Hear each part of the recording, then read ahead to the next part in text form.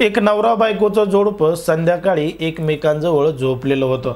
मग झोपलेलं असताना जेव्हा सकाळ होते, सकाळ झाल्यानंतर ती जी महिला झोपेतून उठते आणि उठल्यानंतर जोरजोरात आरडू लागते, ओरडू लागते आणि तिचा आवाज ऐकून तिच्या जे घरचे सासरे आहेत, सासू आहे आणि इतर जे आजूबाजूचे नागरिक आहेत ते लोक त्या ठिकाणी येतात आणि बघतात काय झालंय म्हणून, कसं झालं म्हणून विचारू लागतात। तेव्हा ती सांगते की तिचा जो नवरा आहे तो खोलीमध्येच एका रूममध्ये पडलेला होता आणि त्याचा जीव सुद्धा गेलेला होता।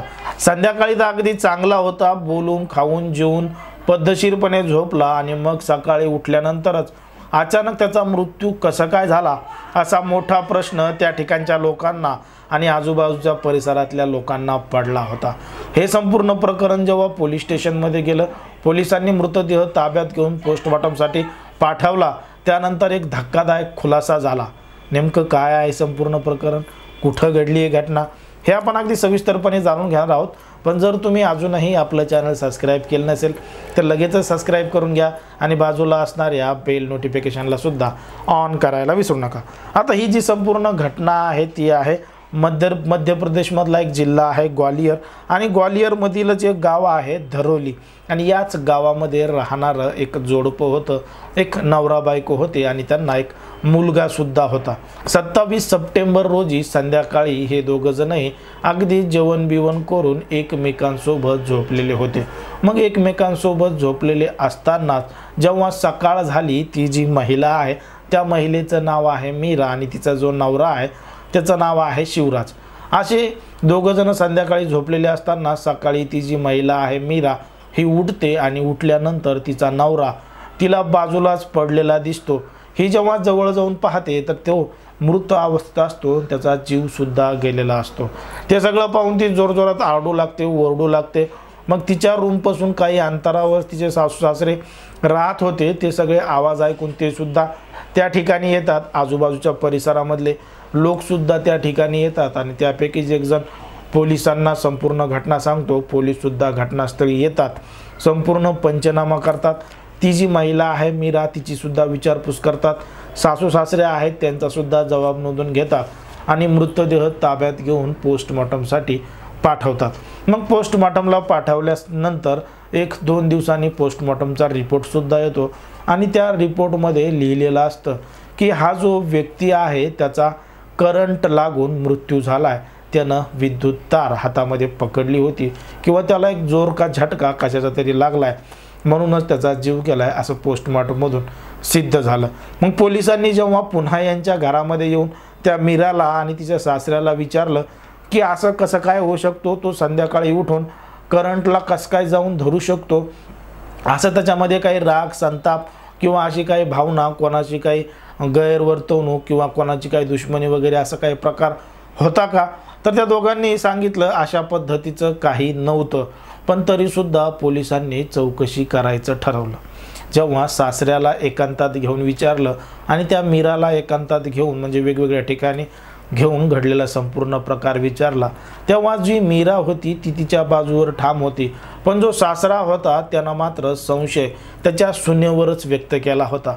त्यानं सांगितलं की ही जी आमची सून आहे मीरा नावाची, तिची वागणूक काही व्यवस्थित नाही आहे, ती काही चांगल्या पद्धतीनं वागत नाही, तिच्यामध्ये आणि तिच्या नवऱ्यामध्ये सतत भांडणं व्हायचे, कदाचित या हत्येमागं तिचाच हात असावा।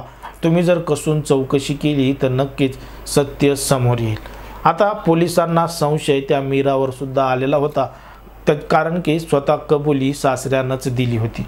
मग पोलिसांनी जेव्हा त्या मीराला ताब्यात घेतलं, पोलिसांच्या पद्धतीनं त्या मीराची चौकशी केली, तेव्हा सत्य समोर आलं आणि तेव्हा सगळ्यांनाच एक मोठा धक्का बसला। जेव्हा मीराने संपूर्ण परिस्थिती घडलेला क्रम सांगितला तो अशा पद्धतीचा होता की ती जी मीरा आहे तिचं आणि तिचा जो दीर आहे म्हणजे शिवराजचा जो भाऊ आहे त्याच्यासोबत या मीराचं सूत जोडलं होतं आणि याच दोघांचं प्रेमसंबंध निर्माण झाले होते। मागच्या 6 महिन्यापासून हे दोघंजण एकमेकांना भेटायचे आणि एकमेकांसोबत रात्रसुद्धा रंगीन करायचे। म्हणजे ही जी मीरा होती ती त्याच्या नवऱ्याला संध्याकाळी झोपताना त्याच्या खाण्यामध्ये त्याच्या पिण्यामध्ये काहीतरी नशिले पदार्थ टाकायचे जेणेकरून तो अगदी गाढ झोपी जायचा आणि गाढ झोपे गेला की मग ती तिच्या दिराला घरामध्ये बोलवायची. मग घरामध्ये बोलवायची आणि बिनधास्त तिचा नवरा झोपलेला असताना अगदी नवरा बायकोसारखं सगळं काही यांचं प्रकरण चालू असायचं. बघता बघता 6 महिने उलटून गेले. आता यांचं प्रेम एकमेकांप्रती मोठ्या प्रमाणात जुळलं होतं, तर नवऱ्याप्रती त्या मीराचं प्रेम कमी कमी होऊ लागलं होतं.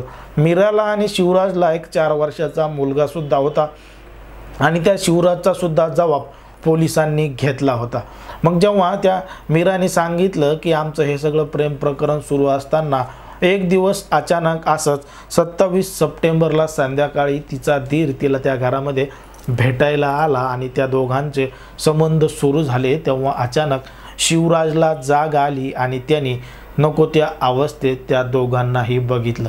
आता दोघांनाही नको त्या अवस्थेत बघितल्यानंतर त्याचा राग अनावर झाला. तो या दोघांनाही हाणमार करू लागला, भांडू लागला. मग तेवढ्यातच त्याचा जो भाऊ होता त्यानं त्याच्या तोंडामध्ये बोळा कोंबला, त्याचे हातपाय बांधले आणि बाजूलाच असणारं जे इलेक्ट्रिक वायर होतं ते वायर त्याच्या हातामध्ये दिलं आणि बटन टाकलं. त्याला शॉक देऊन जागीच ठार केलं. त्यामुळे त्याच्या अंगावर कुठल्याही प्रकारचे जास्त वनं नव्हते, खानाखुणा नव्हत्या. करंट देऊन त्याला तिथंच ठार केलं आणि ती महिलेनं त्याला तिथंच पडू दिलं. सकाळपर्यंत कोणालाही सांगितलं नाही आणि सकाळ झाल्यानंतर आरडाओरड चालू केली आणि मग लोक त्या ठिकाणी जमले आणि लोकांना वाटलं ते करंट लागूनच त्या व्यक्तीचा मृत्यू झाला आहे. गुन्हेगार किती हुशार असला, किती चालाक असला, किती शातीर असला तरीसुद्धा तो पोलिसांच्या तावडीतून आणि कायद्याच्या कचाट्यातून वाचू शकत नाही. त्यामुळं या संपूर्ण प्रकरणावर आपल्याला काय वाटतं हे अगदी स्पष्टपणे आपल्या कमेंटमध्ये सांगा आणि अशाच पद्धतीचे नवनवीन व्हिडिओ पाहण्यासाठी आपल्या चॅनलला लगेच सबस्क्राईब करून घ्या. धन्यवाद.